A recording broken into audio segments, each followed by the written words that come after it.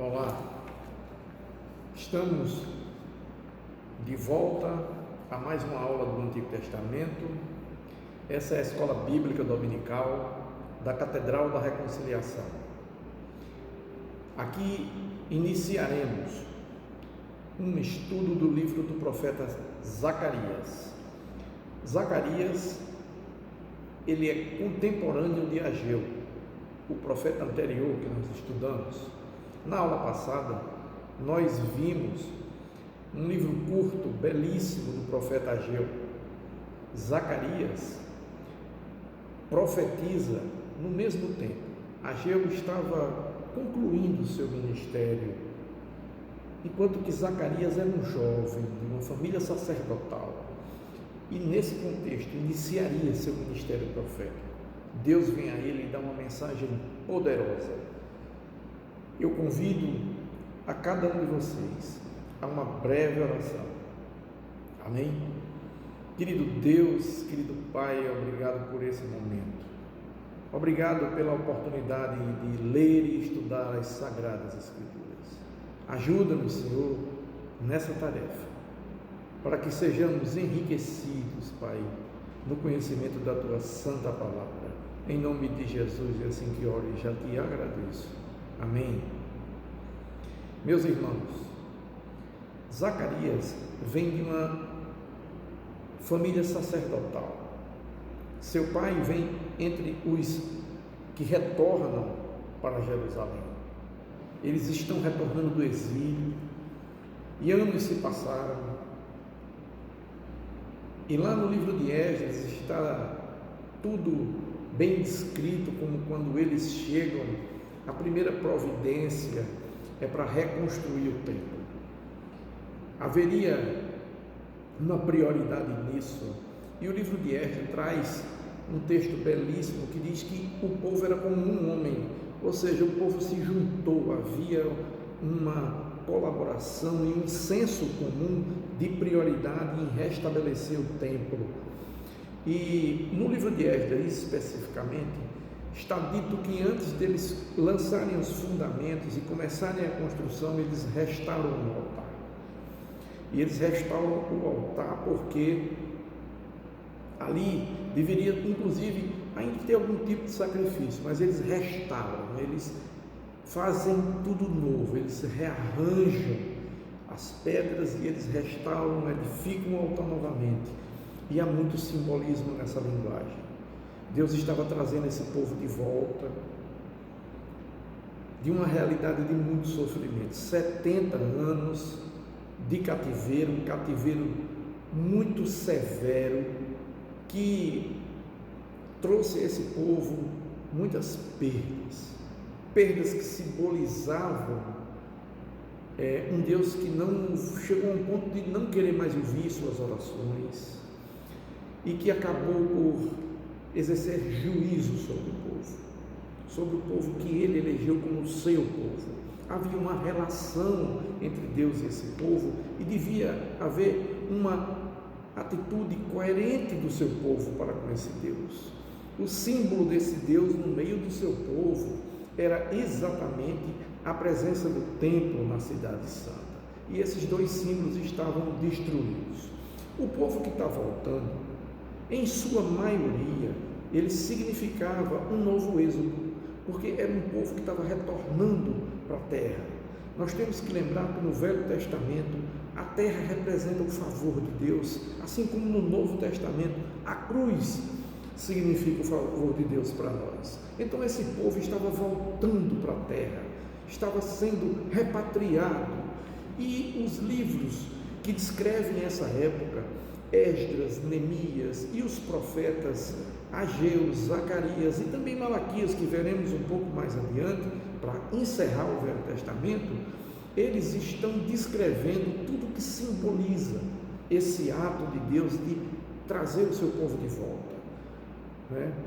O seu povo precisava restaurar a sua identidade. Então havia símbolos importantes sendo reconstruídos, mas mais que os símbolos, a ação desse povo tinha que ser de se voltar para Deus. Amém?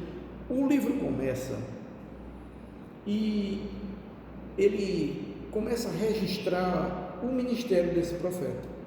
Vamos ver um pouco da visão panorâmica desse livro. Ele nos traz ao ano de 520 a.C., o mesmo ano que está datado como a data provável da profecia de Ageu. O autor é Zacarias, o local é Jerusalém. O alvo dessa lição, esse livro foi escrito para os judeus que retornaram do exílio. O verso-chave desse livro é o 6º versículo do 4º capítulo. Então, Zacarias 4, verso 6, é o versículo-chave. E a palavra-chave é esperança. Apesar de Zacarias vir chacoalhar esse povo com relação às suas prioridades, assim como era o foco de Ageu era mais de priorizar. Ageu traria uma visão mais da engenharia do templo, segurança, Ageu traz uma simbologia, Zacarias traz um chamado ao arrependimento. Zacarias vai trazer esse povo para a sua realidade. Vejamos. Há um esboço proposto para a nossa aula de hoje, sendo fiel ao conteúdo programático da revista proposta para a Escola Bíblica Dominical da Reconciliação. O livro traz uma introdução. Essa introdução, ela não só data e traz a narrativa que é, como regra, uma forma de identificar o livro de um profeta, porque diz que a palavra de Deus, por intermédio, geralmente começa assim, é como se fosse um termo técnico para descrever um livro profético. Esse livro começa com algo muito especial. Ele vai dizer que Deus se dirige a esse povo dizendo o seguinte, que eles precisavam tornar para Deus. Veja que há um movimento de mudança de rumo, mudança de direção. Se voltem para Deus e Deus se voltará para o seu povo. Então o povo tinha que se voltar para Deus e Deus se voltaria para esse povo. E ele vai perguntar pelos vossos pais. Ele traz a lembrança desse povo, tudo que tinha ocorrido. Ele vai trazer a lembrança logo no início, nessa introdução, de que ele usou profetas, ele levantou profetas que descreveram tudo o que aconteceria. E esses a quem Zacarias estava se dirigindo eram exatamente os que tiveram a oportunidade de retornar à sua terra. E era para esses que Zacarias faria um esforço, junto com os livros de Ageu, de Esdras e de Neemias, de ressignificar tudo o que Deus representava para esse povo e o que esse povo precisava representar para esse Deus. Então esse é um convite para que eles pudessem em primeira mão se arrepender. Porque quando Deus diz voltem-se para mim, Ele está dizendo a você, mude de direção.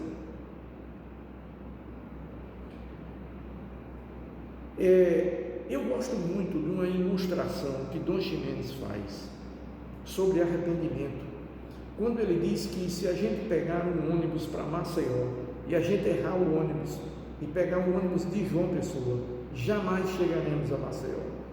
Eu posso começar a tomar conhecimento de que estou indo na direção errada. Eu posso ser advertido que estou indo na direção errada, como é o caso aqui. E eu posso me encher de vontade de acertar as coisas. Eu posso me entristecer porque tomei a direção errada. Mas só uma coisa vai me fazer consertar tudo isso. É no momento que eu decidi mudar de direção. Então ele gosta de dizer, quando está falando sobre isso, que alguém pede parada, atravessa a estrada e pega um ônibus em sentido contrário. Só aí as coisas mudarão. Então Deus está dizendo exatamente isso a eles. Não adianta o sentimento aqui, adianta a ação. Esse povo tinha que se voltar para Deus. E Deus estaria atento a eles. Vejamos que logo após essa introdução, esse convite ao arrependimento, virão 8 visões.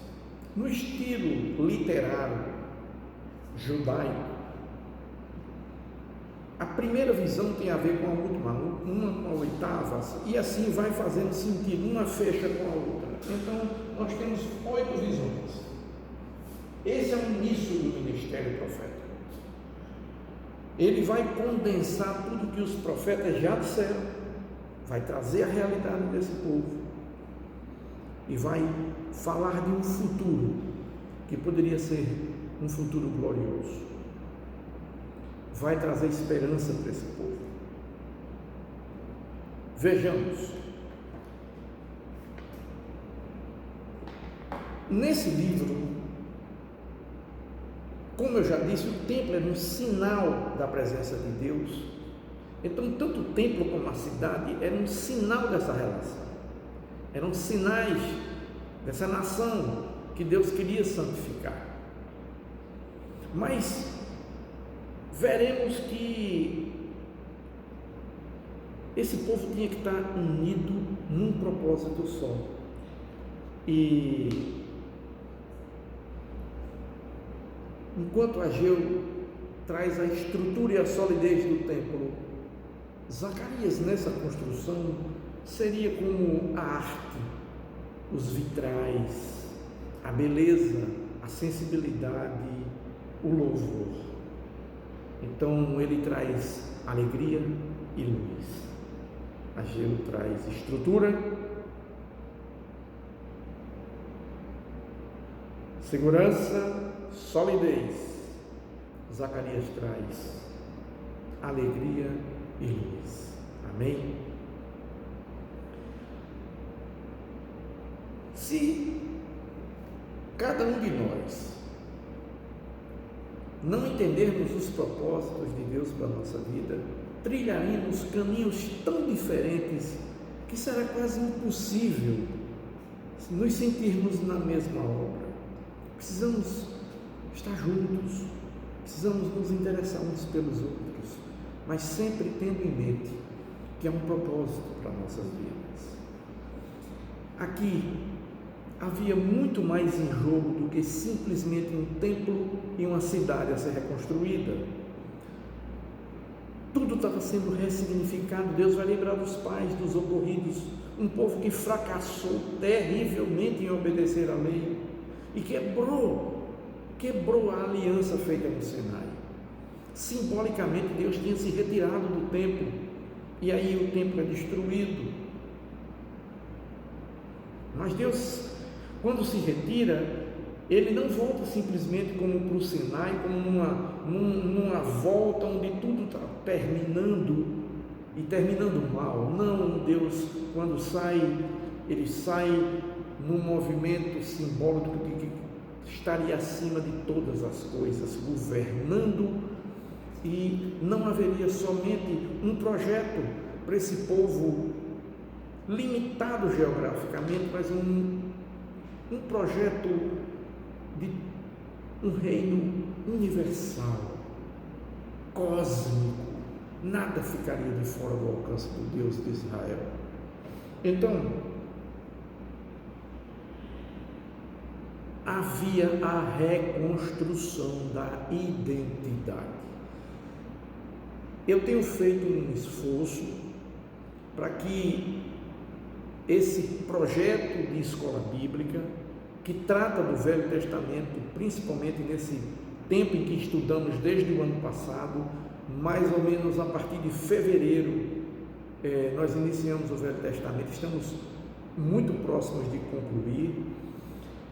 Teremos a oportunidade de ir revisitando as aulas ver que Deus estava ressignificando, reconstruindo a identidade deles, porque era isso que Deus estava fazendo em Êxodo e no Pentateuco como um todo, restabelecendo a identidade do seu povo, porque esse era o povo de Deus, o povo era o Israel de Deus, e era assim que eles tinham que ser, um povo que tinha que refletir esse Deus no seu estilo de vida. Mas o povo confundiu tudo, fracassa com essa missão e sofre. E depois de sofrer e clamar, Deus restaura. E isso está sendo refeito, ressignificado. A identidade deles estava sendo restaurada. Esse livro vai trazer 2 sermões, logo adiante, após as visões, e as sentenças escatológicas. Como conteúdo, em uma primeira parte, podemos descrever o livro do profeta Zacarias com 2 figuras centrais, um governador e um sacerdote, Zorobabel e Josué. Quando está se falando da obra do templo, os trechos desses livros invertem os papéis. Josué vem antes do governador, o sumo sacerdote, ele vem em primeiro lugar, depois vem Zorobabel. Então veja que há um simbolismo em tudo isso. Deus está trazendo tudo para o seu devido lugar, no devido tempo, em cada função, numa função social, numa função espiritual. Então, no ponto espiritual, onde Deus estava reconstruindo a espiritualidade na reconstrução do templo, Josué toma uma função e o seu nome é citado antes do nome de Zorobabel, porque Deus aí estava invertendo os papéis e colocando a espiritualidade em primeiro lugar, porque naquele campo ele tinha a função, não é, de exercer. E quando nós avançarmos no livro, veremos que essa função tem todo um porquê de ser, porque o sacerdote, quando ele está diante de Deus, ele representa o povo. E nós veremos nas visões, nós veremos esse livro, nós estaremos diferente um pouco do outro. Essa aula eu vou, assim como faço com as demais aulas, trazer um esboço, uma visão panorâmica. Também vou fazer aqui uma introdução, para que nas próximas aulas estudaremos as visões em separado, estudaremos todo o significado desse livro, porque esse é um livro apocalíptico, esse é um livro que tem uma linguagem de escatologia, e ele é muito especial, porque até a posição dele no Velho Testamento significa todo um contexto de futuro, e de significado futuro para esse povo, mas também nos fala muito a todos nós que já vivemos a nova aliança. Amém? Ele continua sendo muito rico em aprendizado. Se olharmos para esse livro, depois de uma leitura mais aprofundada e tentarmos descrever esse livro, seríamos instados a construir uma frase, e a revista nos propõe uma frase que eu quero entregar agora a você, para que você possa ler o livro e tentar meditar nessa frase. Ela diz assim: o profeta exorta o povo ao arrependimento dos pecados e à confiança no futuro prometido por Deus. Você confia no futuro que Deus lhe prometeu? Obedeça. Obedeça, querido. Isso é para mim e para você. Amém? Teremos agora uma segunda parte. Eu quero que você pause essa aula, leia o livro, nem que seja só a introdução, para a gente poder avançar. Amém?